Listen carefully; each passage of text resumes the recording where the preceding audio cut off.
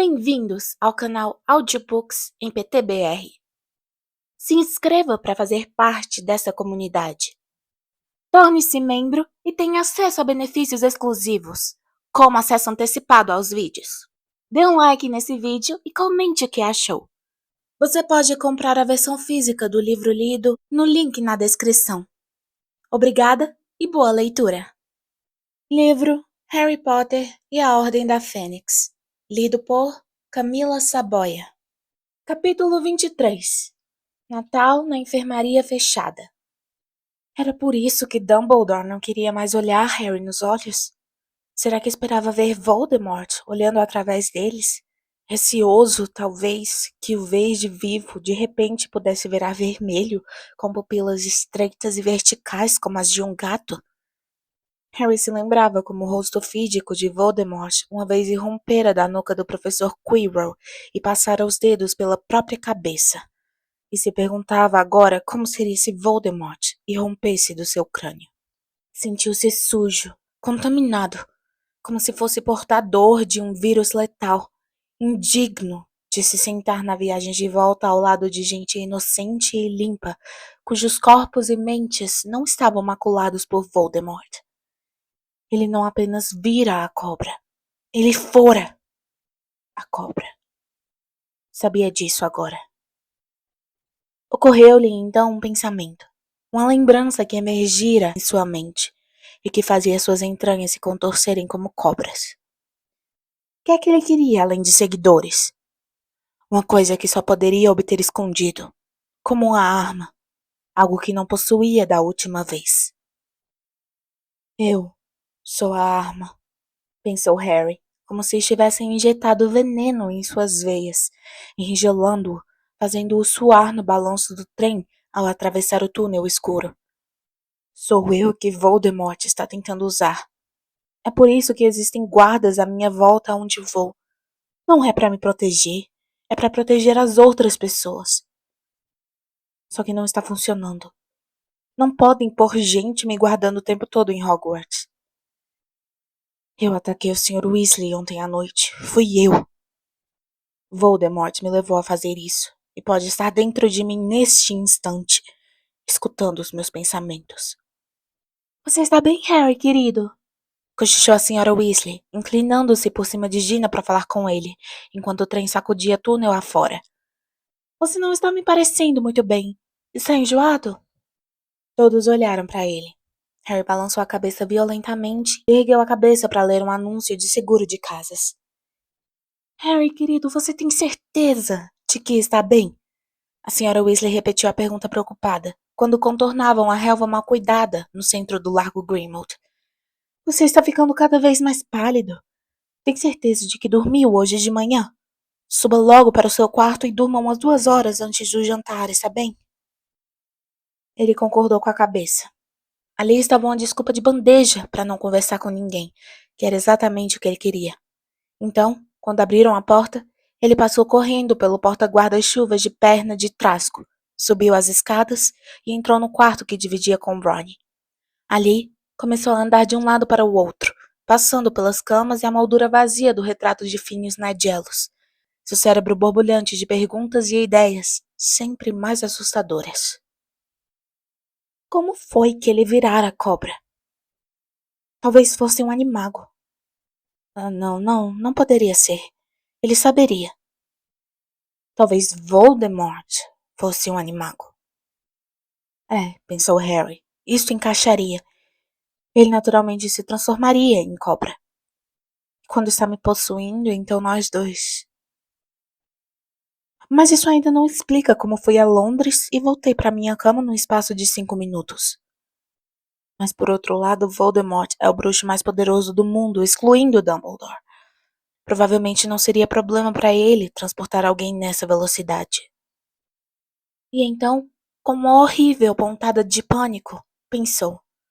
Mas isso é uma insanidade. Se Voldemort está me possuindo, eu estou dando a ele uma visão nítida da sede da Ordem da Fênix neste momento. Ele saberá quem pertence à Ordem e onde Sirius está. E ouvi um monte de coisa que não deveria ter ouvido. Tudo o que Sirius me contou na noite em que cheguei. Só havia uma coisa a fazer. Teria de abandonar o Largo Grimmauld nesse instante.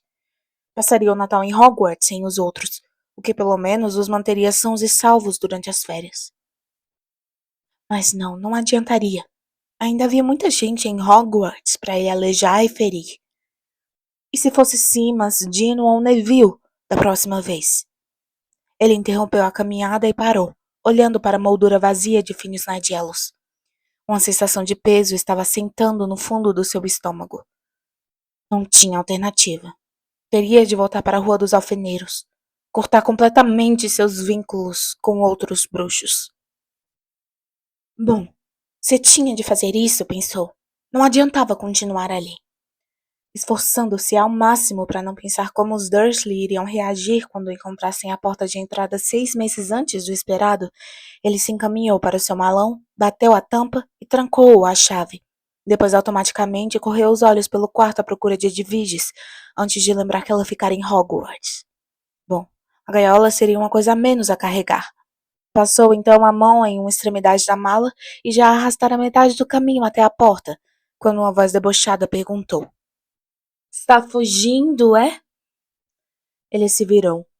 Finis Nigellus apareceu na tela do seu quadro, apoiado na moldura, e olhava Harry com expressão divertida no rosto. Não estou fugindo, respondeu Harry secamente, arrastando o malão mais alguns passos pelo quarto. Pensei, disse Finis Nigellus, acariciando a barba em ponta, que para pertencer à Grifinória a pessoa precisava ser corajosa. Está me parecendo que você teria se dado melhor na minha casa. Nós da Sonserina somos corajosos, sim, mas não somos burros. Por exemplo, se nos derem a opção, sempre escolheremos salvar a pele. Não é minha pele que estou salvando, disse Harry tenso, puxando o malão por um trecho do tapete ruído de traços particularmente irregular em frente à porta. Estou entendendo, disse o bruxo, ainda acariciando a barba. Isso não é uma fuga covarde. Você está sendo nobre.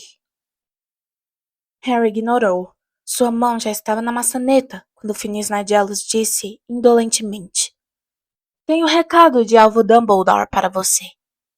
Harry se virou totalmente. Qual é? Fique onde está. Eu não me mexi, exclamou Harry, a mão ainda na maçaneta. Então, qual é o recado? Eu acabei de lhe dar, bobalhão, disse Finis Nigellus serenamente. Dumbledore manda dizer fique onde está. Por quê? Perguntou Harry ansioso, deixando cair o malão. Por que ele quer que eu fique? Que mais ele disse? Só isso, respondeu Phineas, erguendo uma sobrancelha fina e negra, como se achasse Harry impertinente. A irritação de Harry veio à tona como uma cobra emergindo da relva alta. Estava exausto, estava confuso além da conta. Experimentara terror, alívio e novamente terror nas últimas 12 horas. E ainda assim Dumbledore não queria falar com ele. Então é só isso, disse em voz alta. Fique onde está. Foi só o que me disseram também quando fui atacado por aqueles dementadores. Fique parado enquanto os adultos resolvem o problema, Harry. Mas não vamos nos dar ao trabalho de lhe dizer nada, porque o seu pequeno cérebro talvez não possa entender. Sabe, disse Phineas Nigellus, em tom ainda mais alto do que o de Harry. Era exatamente por isso que eu detestava ser professor. Os jovens são tão infernalmente convencidos de que têm absoluta razão em tudo. Será que ainda não lhe ocorreu, meu pobre presunçoso e empolado, que pode haver uma excelente razão para o diretor de Hogwarts não confiar a você cada pequeno detalhe dos planos dele? Você nunca parou, ao se sentir desprezado, a observar que a obediência às ordens de Dumbledore nunca o colocou em perigo? Não. Não, como todos os jovens, você tem certeza de que só você sente e pensa. Só você reconhece o perigo. Só você é bastante inteligente para perceber o que o Lorde das Trevas está planejando. Então ele está planejando alguma coisa em relação a mim? Perguntou Harry depressa. Foi isso que eu disse? Retorquiu Phineas Nigellus, examinando indolentemente suas luvas de seda. Agora, se me dá licença, tenho mais a fazer do que escutar as agonias de uma adolescente. Um bom dia para você. E ele deslizou para a borda da moldura e desapareceu de vista. Ótimo, então vá! Berrou Harry para a moldura vazia. E diga ao Dumbledore que eu agradeço por nada! A tela vazia continuou silenciosa. Espumando, Harry arrastou o malão de volta aos pés da cama e se atirou de cara para baixo, nas cobertas roídas de traças, de olhos fechados, seu corpo pesado e dolorido. Tinha a sensação de ter viajado quilômetros sem fim. Parecia impossível que havia menos de 24 horas. Tio Chen se aproximara dele sob o ramo de visco. Ele estava tão cansado. Tinha medo de adormecer, mas não sabia quanto tempo resistiria ao sono. Dumbledore lhe dissera para ficar. Isso devia significar que podia dormir. Mas tinha medo. E se acontecesse outra vez? Ele foi afundando nas sombras. Parecia que havia um filme em sua cabeça esperando para começar. Ele se viu andando por um corredor deserto, em direção a uma porta preta e simples, passando por paredes de pedra tosca, archotes e um portal aberto para um lance de escadas de pedra que descia à esquerda. Chegou à porta fechada, mas não conseguiu abri-la. Ficou parado, olhando, desesperado para entrar. Alguma coisa que ele desejava de todo o coração estava atrás da porta. Um prêmio que superava todos os seus sonhos. Se ao menos a cicatriz parasse de formigar, então ele seria capaz de pensar com maior clareza. Harry, disse a voz de Ron, muito, muito distante. Mamãe mandou dizer que o jantar está pronto, mas que guarda alguma coisa se você quiser continuar deitado. Harry abriu os olhos, mas Ron já saíra do quarto. Ele não quer ficar sozinho comigo, pensou Harry. Não depois do que ouviu Moody dizer. Supunha que nenhum deles quisesse que ele continuasse ali, agora que sabiam o que havia dentro dele. Não desceria para o jantar. Não iria impor sua companhia a ninguém. Virou-se para o outro lado, e uns minutos depois voltou a adormecer. Acordou muito mais tarde, nas primeiras horas da manhã, suas entranhas doendo de fome, e Ron roncando na cama ao lado. Apertando os olhos para enxergar, ele viu o contorno escuro de Finis Nigellus outra vez no quarto. Lhe ocorreu que Dumbledore provavelmente mandara o bruxo para vigiá-lo, caso atacasse alguém. A sensação de estar sujo se intensificou. Quase desejou não ter obedecido a Dumbledore. Se era assim que ia ser sua vida no Largo Grimmauld, talvez ele estivesse melhor na Rua dos Alfeneiros. Todos os outros passaram a manhã seguinte pendurando decorações de Natal. Harry não se lembrava de jamais ter visto Sirius tão bem-humorado. Estava até cantando músicas natalinas, aparentemente satisfeito porque iria ter companhia para o Natal. Harry ouvia a voz do padrinho ecoando através do soalho na fria sala de visitas, onde se sentara sozinho, observando pelas janelas o céu empalidecer cada vez mais, ameaçando nevar, sentindo o tempo todo parecer selvagem de estar dando aos outros a oportunidade de continuarem a falar dele, como deviam estar fazendo. Quando ouviu a senhora Weasley chamar seu nome baixinho ao pé da escada, por volta da hora do almoço, ele se retirou para mais longe no andar de cima e ignorou seu chamado. Por volta das 6 horas, a campainha tocou e a senhora Black recomeçou a gritar.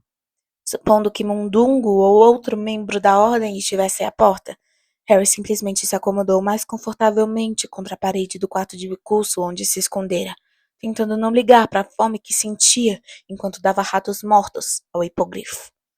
Levou um certo susto quando alguém bateu com força na porta alguns minutos depois. Sei que você está aí, ouviu a voz de Hermione. Quer fazer o favor de sair? Quero falar com você. O que é que você está fazendo aqui?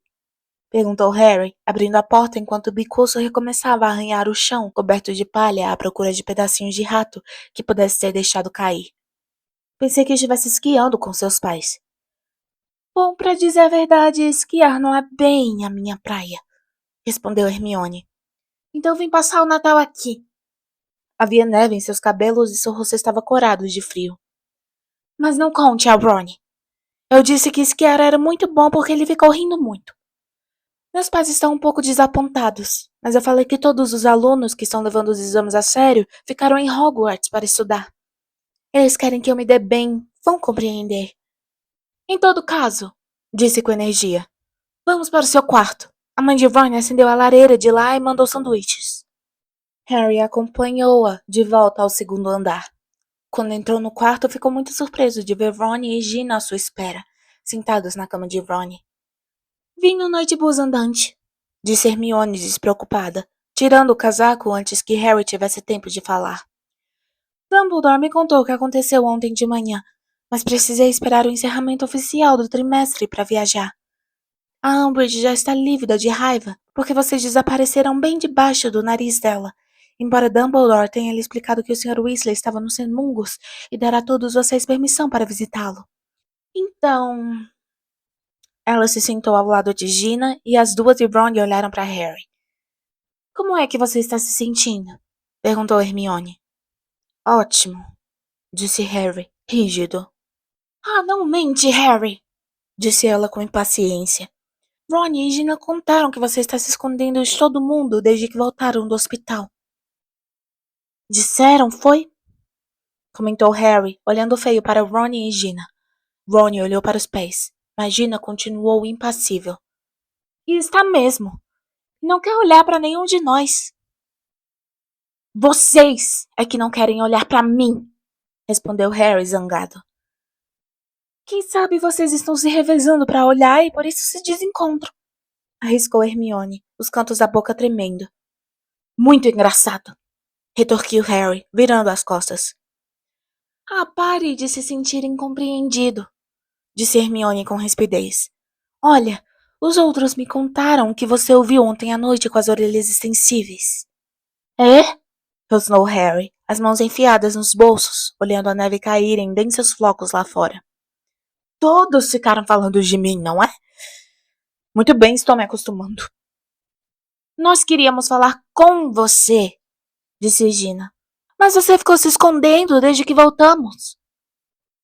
Eu não queria que ninguém falasse comigo, respondeu Harry, sentindo-se cada vez mais exasperado. Pois foi burrice sua, disse Gina zangada. Uma vez que não conhece ninguém que tenha sido possuído por você sabe quem além de mim, e eu posso lhe dizer como é que a pessoa se sente. Harry ficou muito quieto quando o impacto dessas palavras o atingiu. Então girou os calcanhares para encarar Gina. Eu me esqueci. Sorte a sua, disse Gina calmamente. Me desculpe, pediu ele, e estava sendo sincero. Então você acha que eu não estou possuído? Bom, você consegue se lembrar de tudo que faz? Você tem longos períodos de ausência em que não é capaz de dizer o que andou fazendo? Harry tentou se lembrar. Não. Então você sabe quem nunca possuiu você, disse Gina com simplicidade. Quando ele fez isso comigo, eu não conseguia me lembrar onde tinha estado durante horas. Dava por mim em algum lugar e não sabia como tinha ido para lá. Harry nem ousava acreditar. Sentiu diminuir o peso em seu peito independentemente de sua vontade. Mas o sonho que eu tive sobre seu pai e a cobra... Harry, você já teve esses sonhos antes, disse Hermione. Você teve visões do que Voldemort estava tramando no ano passado. Essa foi diferente, contestou ele, balançando a cabeça. Eu estava dentro da cobra.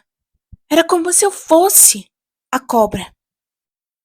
E se Voldemort tiver me transportado para Londres? Um dia, disse Hermione, muito exasperada. Você vai ler Hogwarts uma história e talvez se lembre de que não é possível aparatar nem desaparatar na escola. Nem mesmo Voldemort poderia fazer você sair voando do seu dormitório, Harry. Você não saiu da sua cama, cara, disse Ron. Eu vi você se debatendo no sono pelo menos 1 minuto antes de conseguirmos acordá-lo. Harry recomeçou a andar de um lado para o outro do quarto, refletindo. O que estavam lhe dizendo não consolava apenas, fazia sentido. Sem pensar, ele tirou um sanduíche do prato em cima da cama e estufou vorazmente na boca. Então eu não sou uma arma, pensou Harry. Seu peito inchou de felicidade e alívio, e ele teve vontade de fazer coro a Sirius quando o ouviram passar pela porta do quarto em direção ao de bicuço cantando Deus lhes dê paz, alegres hipogrifos, a plenos pulmões. Como é que ele poderia ter sonhado em voltar à Rua dos Alfeneiros para passar o Natal? O prazer de Sirius em ter de novo a casa cheia e principalmente em ter Harry de volta foi contagioso. Deixara de ser um anfitrião carrancudo do verão. Agora parecia resolvido que todos deviam se alegrar tanto quanto ele, se não mais do que teriam se alegrado em Hogwarts, enquanto trabalhava sem descanso nos preparativos para o dia de Natal, limpando e decorando a casa com a ajuda dos garotos. De modo que, quando finalmente todos foram se deitar na véspera do Natal, a casa estava quase irreconhecível. Os lustres oxidados não tinham mais teias de aranha, mas guirlandas de azevinho e serpentinas douradas e prateadas.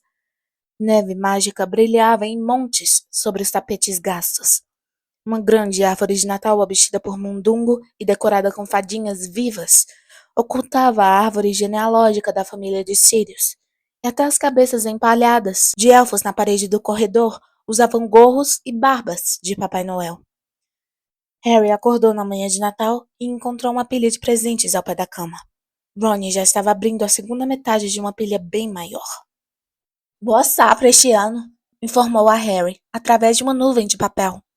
Obrigada pela bússola para vassouras, é excelente. Melhor que o presente da Hermione. Ela me deu uma agenda para anotar deveres. Harry procurou entre seus presentes e encontrou um com a caligrafia de Hermione. A amiga lhe dera também um livro que parecia um diário, exceto que todas as vezes que ele abria uma página, ouvia coisas do tipo faça hoje ou pague o preço. Sirius e Lupin haviam presenteado Harry com uma coleção de excelentes livros. A magia defensiva na prática e seu uso contra as artes das trevas, contendo esplêndidas e comoventes ilustrações coloridas de todas as contras-arações e os feitiços descritos. Harry folheou o primeiro volume, curioso. Dava para ver que seria extremamente útil nos seus planos para a AD. Hagrid lhe mandara uma carteira de pele marrom que tinha presas, que ele supunha fosse um feitiço anti-ladrão, mas que infelizmente o impediu de usá-la para guardar dinheiro sem perder os dedos. O presente de Tonks foi um pequeno modelo de Firebolt, que ele fez voar pelo quarto, desejando ainda ter a sua versão em tamanho natural. Ron lhe deram um enorme caixa de feijõezinhos de todos os sabores. O senhor e a senhora Weasley, o costumeiro suéter tricotado à mão, e algumas tortas de frutas secas e especiarias. E Dobby, um quadro realmente horrendo que Harry suspeitava ter sido pintado pelo próprio elfo. Acabara de virá-lo para ver se ficava melhor de cabeça para baixo, quando ouviram um crack, e Fred e George aparataram aos pés de sua cama. Feliz Natal! Desejou-lhe George. Não desça agora. Por que não? Perguntou Ron. Mamãe está chorando outra vez, comentou Fred, pesaroso. Percy devolveu o pullover de Natal. Sem nenhum bilhete, acrescentou George. Não perguntou como vai papai, nem o visitou, nem nada. Tentamos consolá-la, disse Fred, contornando a cama para espiar o quadro de Harry. Eu disse a ela que Percy não passa de um monte de bosta de rato metido à besta. Não adiantou, comentou George, se servindo de um sapo de chocolate. Então Lupin nos substituiu. Acho que é melhor deixar que ele a console antes de descermos para o café. Afinal, o que é que isso pretende retratar? Perguntou Fred, apertando os olhos para entender o quadro de Dobby. Parece um gibão com 2 olhos negros. É o Harry! Exclamou George, apontando para as costas do quadro. É o que diz aqui. Tá bem parecido, comentou Fred, rindo. Harry atirou nele a nova agenda de deveres. Ela bateu na parede oposta e caiu no chão, dizendo alegremente. Se você pôs os pingos nos is e cortou os t's, então pode fazer o que quiser. Eles se levantaram e se vestiram. Ouviam vários moradores da casa desejando Feliz Natal uns aos outros. Na descida, encontraram Hermione. Obrigada pelo livro, Harry, disse ela feliz. Há séculos que eu andava querendo essa nova teoria da numerologia. E aquele perfume é realmente diferente, Ron. Nem por isso, disse Ron. Pra quem é esse aí? Perguntou, indicando com a cabeça o presente muito bem embrulhado que Hermione carregava. Monstro! Disse ela animada. É melhor não ser roupa, preveniu a Ron. Você lembra o que Sirius disse? Monstro sabe demais, não pode ser libertado. Não é roupa, respondeu Hermione. Embora se eu pudesse, certamente lhe daria outra coisa para usar em vez daquele trapo imundo. Não, é uma colcha de retalhos. Achei que poderia alegrar o quarto dele. Que quarto? Perguntou Harry, baixando a voz para cochichar, pois estavam passando pelo retrato da mãe de Sirius. Bom, o Sirius diz que não é bem um quarto, é mais uma toca, explicou Hermione. Pelo que sei, ele dorme embaixo do aquecedor naquele armário junto à cozinha. A senhora Weasley era a única pessoa no porão quando eles chegaram. Estava parada ao lado do fogão e parecia ter tido uma forte gripe quando lhes desejou Feliz Natal, e todos desviaram o olhar. Ah, então esse é o quarto do monstro? Disse Ron, indo até uma porta encardida no canto oposto à despensa. Harry nunca a vira aberta. É, disse Hermione, agora um pouco nervosa. Acho que é melhor batermos. Ron bateu na porta com os nós dos dedos, mas não houve resposta. Deve estar bisbilhotando lá em cima, disse ele, e sem maior hesitação, escancarou a porta. Iha! Harry espiou para dentro. A maior parte do armário estava ocupada por um enorme aquecedor antigo, mas no espacinho embaixo da tubulação, o monstro arrumara para ele um lugar que se assemelhava a um ninho. Um emaranhado de trapos variados e cobertores velhos mal cheirosos, em que o monstro se aconchegava para dormir toda noite. Aqui e ali, entre as roupas, havia pão dormido e farelos embolorados de queijo. Em um canto, brilhavam pequenos objetos e moedas que Harry imaginava que o elfo tivesse salvo, como uma pega, do expurgo que Sirius estava fazendo na casa, e também conseguira salvar as fotografias de família que Sirius jogara fora durante o verão. Os vidros podiam estar partidos, mas as pessoas em preto e branco olhavam-no com arrogância. Inclusive, ele sentia um solavanco no estômago. A mulher de cabelos negros e pálpebras caídas, a cujo julgamento ele assistira na penseira de Dumbledore. Bellatrix Lestrange. Pelo jeito, a fotografia dela era a favorita de Monstro. Ele colocara à frente das demais e colara o vidro inabilmente com fita adesiva. Acho que vou deixar o presente dele aí, disse Hermione, colocando um embrulho bem feito no côncavo dos trapos e cobertos e fechando silenciosamente a porta. Ele me encontrará mais tarde. Isso resolverá. Pensando bem, disse Sirius, saindo da despensa com um enorme peru na hora em que eles fechavam a porta do armário. Alguém tem visto um monstro ultimamente?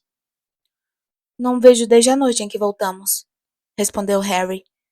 Você estava expulsando o monstro da cozinha. É, disse Sirius, franzindo a testa. Sabe, acho que essa foi a última vez que eu o vi também. Deve estar escondido em algum lugar lá fora. Ele não poderia ter ido embora? Perguntou Harry. Quero dizer, quando você disse fora, será que ele não pensou que você queria dizer fora da casa? Não, não. Elfos domésticos não podem ir embora a não ser que ganhem roupas. Estão presos à casa da família. Eles podem sair de casa se realmente quiserem, contrapôs Harry.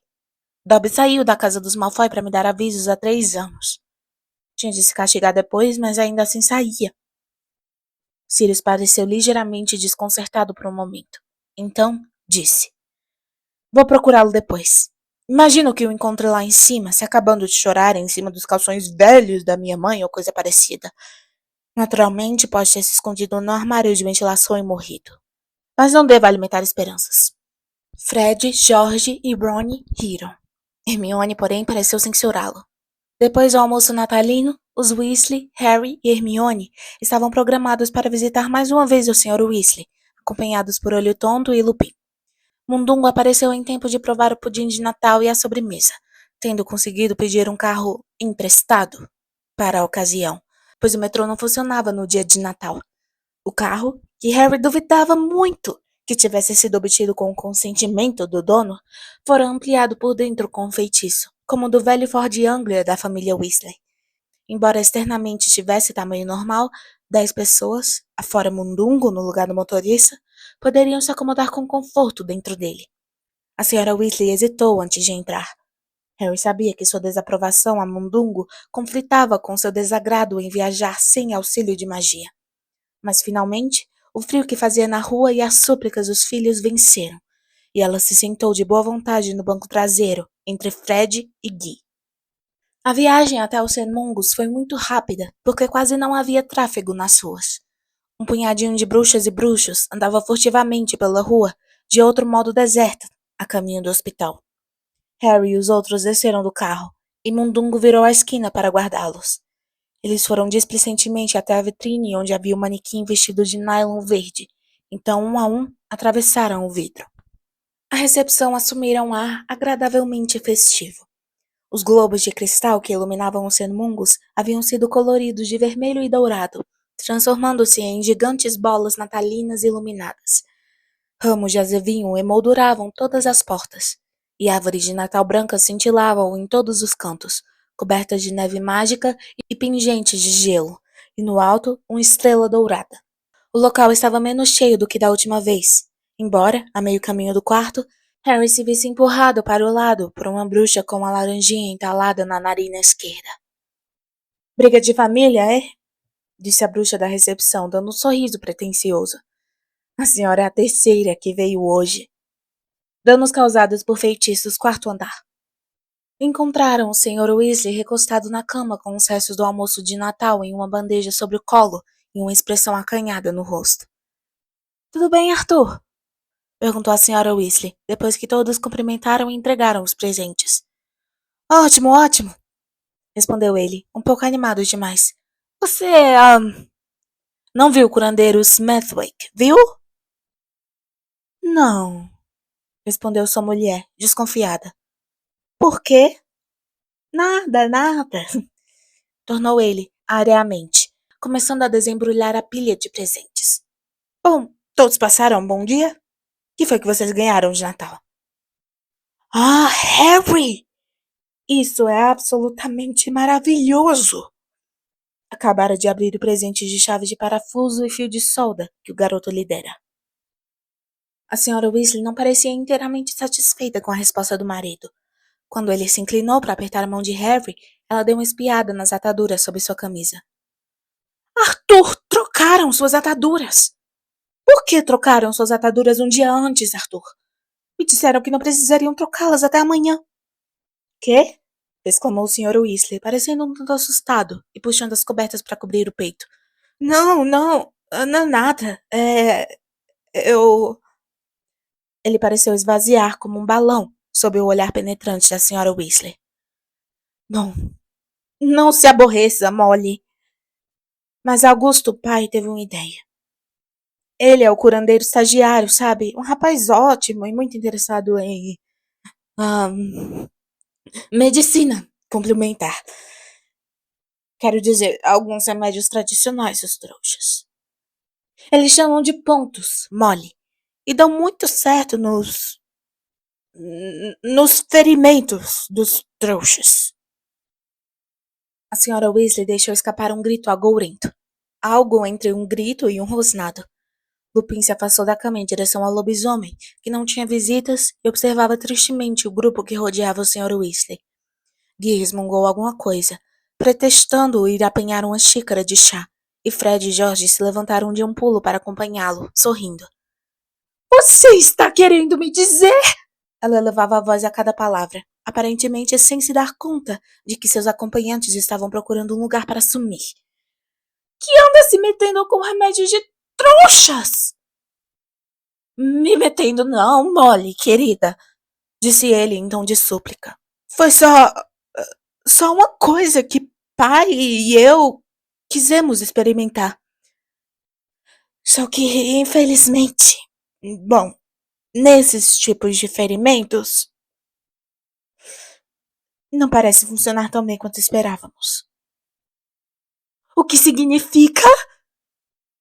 Bom, não sei se você sabe o que são pontos. Parece que você andou tentando costurar a sua pele, disse a Sra. Weasley com uma risada seca. Mas nem você, Arthur, poderia ser tão burro. Acho que eu também vou querer uma xícara de chá, disse Harry ficando em pé. Hermione, Ron e Gina quase correram para a porta com Harry. Quando a porta se fechou, eles ouviram a senhora Weasley gritar. Como assim essa é a ideia geral? É típico do papai, disse Gina, balançando a cabeça quando seguiam pelo corredor. Pontos. É mole. Bem, sabe, eles funcionam com ferimentos não mágicos, disse Hermione, querendo ser justa.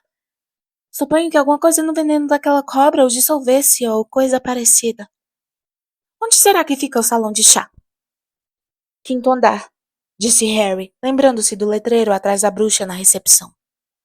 Eles foram andando pelo corredor, passaram por portas duplas e descobriram uma escada desconjuntada ladeada de mais retratos de curandeiros de cara cruel. Quando subiam, os vários curandeiros chamaram os garotos, diagnosticando males estranhos e sugerindo remédios horríveis. Ron ficou seriamente ofendido quando um bruxo medieval gritou que ele tinha um caso grave de sarapintose. E o que é isso? Perguntou ele zangado, enquanto o curandeiro perseguia por mais 6 quadros, empurrando os ocupantes para o lado. É uma doença gravíssima de pele, jovem senhor, que vai deixá-lo marcado de bexigas e ainda mais horrendo do que já é. Olhe só quem está falando, exclamou Ron com as orelhas ficando vermelhas. O único remédio é tirar o fígado de um sapo, atá-lo firmemente ao seu pescoço e na lua cheia o jovem senhor fica nu em uma barrica de óleo de enguia. Eu não tenho sarapintose. Mas essas feias marcas em seu rosto, jovem senhor? São sardas! Disse Ron furioso. Agora volte para o seu quadro e me deixe em paz. Ele se virou para os outros, que estavam decididos a se manterem impassíveis. Que andar é esse? Acho que é o quinto, disse Hermione. Não, é o quarto, contestou Harry. Mais um. Mas ao chegar ao patamar, ele parou de chofre, arregalando os olhos para uma pequena janela recortada nas portas duplas, que marcavam o início de um corredor com um letreiro Danos causados por feitiços. Um homem os espiava com o nariz colado no vidro. Tinha cabelos louros ondulados, olhos azul vivos e um grande sorriso fixo que revelava dentes ofuscantemente brancos. Caracas! Exclamou Ron, olhando também para o homem. Ah, minha nossa! Exclamou Hermione de repente, parecendo ofegar. Professor Lockhart! O antigo professor de defesa contra as artes das trevas abriu as portas e se encaminhou para eles, usando um longo roupão lilás. Ora, alô, vocês aí! Chamou. Imaginam que queiram o meu autógrafo, não é? Ele não mudou nadinha, murmurou Harry para Gina, que sorriu. Como vai, professor? Falou Ron, se sentindo um pouco culpado. Por sua varinha defeituosa que afetara assim a memória de Lockhart, e ele fora parar no St. Mungo's.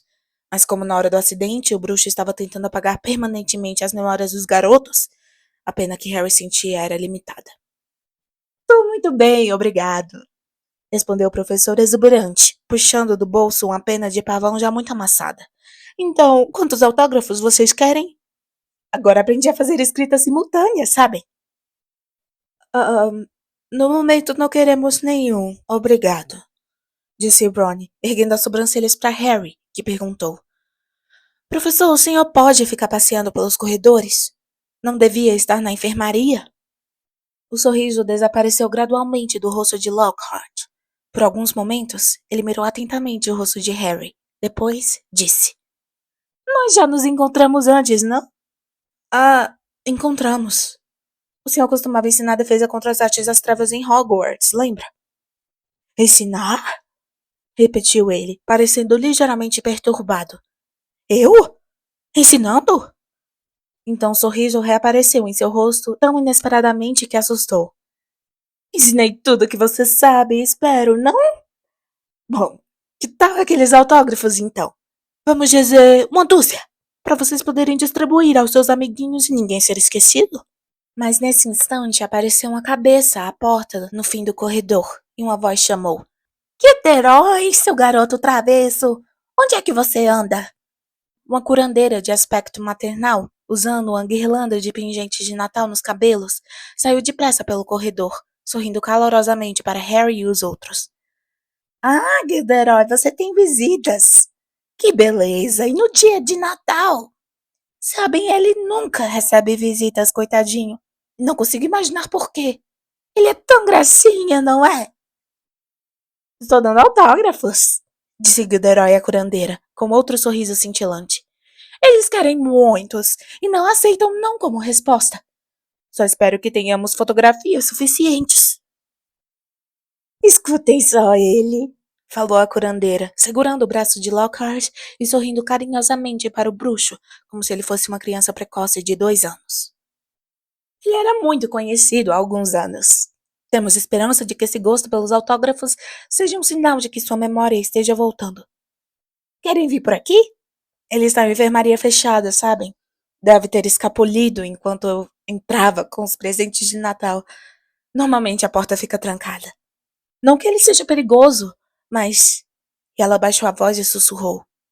É um perigo para ele mesmo, Deus o abençoe. Não sabe quem é, entende? Sai por aí e não consegue se lembrar como voltar. Que bom vocês terem vindo vê-lo. Ah, fez Ronnie, apontando inutilmente para o andar de cima. Na verdade, estávamos... Mas a curandeira sorria para eles, ansiosa, e o murmúrio com que Ronnie disse tomar uma xícara de chá se perdeu. Os garotos se entreolharam impotentes e acompanharam Lockhart e a curandeira pelo corredor. Não vamos nos demorar, disse Ronnie em voz baixa. A curandeira apontou a varinha para a porta da enfermaria Jano Fickey e murmurou, alô Romora. A porta se abriu e ela entrou à frente, segurando com firmeza o braço de Gilderoy, e o acomodou em uma poltrona ao lado da cama. Esta é uma enfermaria para doenças prolongadas, informou a Harry, Hermione e Gina em voz baixa, para danos permanentes causados por feitiços. É claro que com tratamento intensivo, com poções e feitiços e um pouco de sorte, podemos obter alguma melhora. Gilderoy parece estar recuperando alguma consciência. Conseguimos uma melhora sensível no Sr. Bode, que parece estar recuperando a capacidade de falar bastante bem, embora ainda não fale uma língua reconhecível. Bem, preciso terminar de entregar os presentes de Natal. Vou deixar vocês conversarem. Harry olhou ao seu redor. A enfermaria apresentava sinais inconfundíveis de ser uma casa permanente para seus pacientes. Havia um número maior de pertences pessoais perto das camas do que na enfermaria do Sr. Weasley. A parede em torno da cabeceira da cama de Gilderoy, por exemplo, estava empapelada com fotos dele, todas sorrindo com dentes à mostra, acenando para os recém-chegados. Ele autografava várias delas em uma caligrafia infantil e desajeitada. No momento em que a curandeira o deixou na poltrona, Gilderoy puxou para perto uma pilha de fotos, apanhou uma pena e começou a assiná-las febrilmente. Você pode colocá-las no envelope, disse Gilderoy, atirando no colo de Gina uma a uma as fotos autografadas, à medida que as assinava. Não sou esquecido, sabe? Não, ainda recebo muitas cartas de fãs.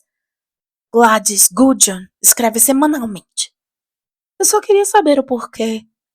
Ele se calou, parecendo ligeiramente intrigado. Em seguida sorriu e voltou a assinar as fotos com renovado vigor. Suspeito que seja apenas pela minha beleza. Um bruxo de rosto macilento e ar triste estava deitado na cama oposta, contemplando fixamente o teto. Resmungava sozinho e parecia inconsciente de tudo mais. 2 camas adiante havia uma mulher com a cabeça inteira coberta de pelos. Harry lembrou-se de uma coisa parecida que acontecera a Hermione no 2º ano de escola, embora felizmente, em seu caso, o dano não tivesse sido permanente. A um extremo da enfermaria, tinham corrido cortinas floridas em torno de 2 camas para proporcionar aos ocupantes de suas visitas um pouco de privacidade. Tome, Agnes, disse a curandeira animada à mulher de cara peluda, entregando-lhe uma pequena pilha de presentes de Natal. Está vendo? Você não foi esquecida. E seu filho mandou uma coruja avisando que vim visitá-lo hoje à noite. Então é uma coisa boa, não é? Agnes soltou vários latidos fortes. E olhe só, Broderico, mandaram-lhe um vaso de planta e um lindo calendário com um hipogrifo diferente para cada mês. Isso vai alegrar as coisas, não acha? Disse a curandeira, se aproximando do homem que resmungava. Colocou uma planta muito feia, com longos tentáculos, sobre seu armário de cabeceira e pregou o armário na parede com a varinha. E...